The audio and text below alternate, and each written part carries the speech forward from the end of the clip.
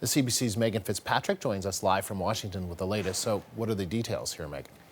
Well, Andrew, defense officials are saying they're, quote, reasonably certain that they got their target. At a briefing earlier, an official said he has a high degree of confidence that they did get their intended target, Jihadi John, whose real name is Mohammed Mwazi. But the official did say that it'll still take some time to officially declare the operation to take him out a success. What they do know at this point is that the drone did hit a vehicle, the intended target, and that the occupants of that vehicle were killed. Right now, they're just working to verify that the people in the car were the people they thought they were, Jihadi John and his driver.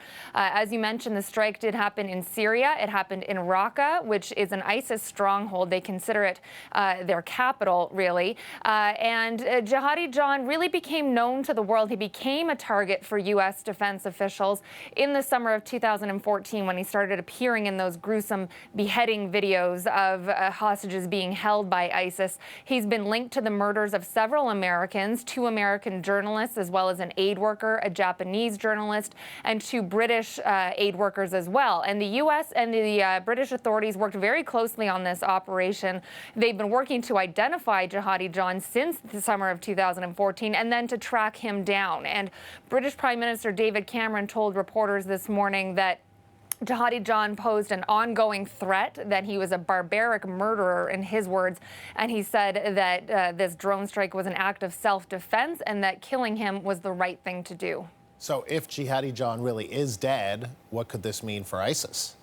Well, defense officials are describing him not as a high-level operational figure or tactical figure within ISIS, but they're saying if he is dead, it will be an extremely symbolic event because of who he was and his role within the terrorist organization. The defense official, Colonel Warren, described him as an ISIS celebrity, partly because of how he was used in these videos. Those videos were used as propaganda, really, for ISIS and as a recruitment tool.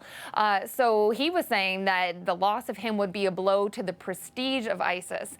And officials here in Washington are saying that it sends a message to terrorists and jihadists that they will be tracked down and that they will be brought to justice. At the White House briefing today, Press Secretary Josh Earnest said that this shows that the U.S. is making progress in its fight against ISIS. Take a listen to what he said.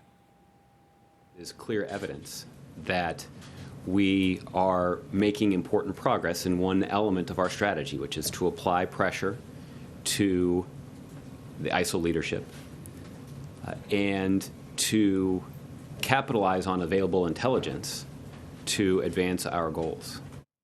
So, Andrew, if he is dead, it obviously will have some impact on ISIS, but it's important to remember that it will also have an impact on the families of those hostages who were killed. And they are reacting today to the news that Jihadi John could, in fact, be dead. And some of them are saying it brings a sense of relief, that they're happy he's dead. But other family members have been telling reporters that this doesn't really make any difference, that this won't bring their loved one back, that it's too little too late, and that they wish the same amount of effort that's gone into finding the man in these videos had been applied to finding their loved ones when they were being held hostage. And some said as well, you know, they would have preferred to have seen him not killed but captured and brought to justice. So some mixed emotions from the family members today. All right, Megan, thank you. The CBC's Megan Fitzpatrick in Washington.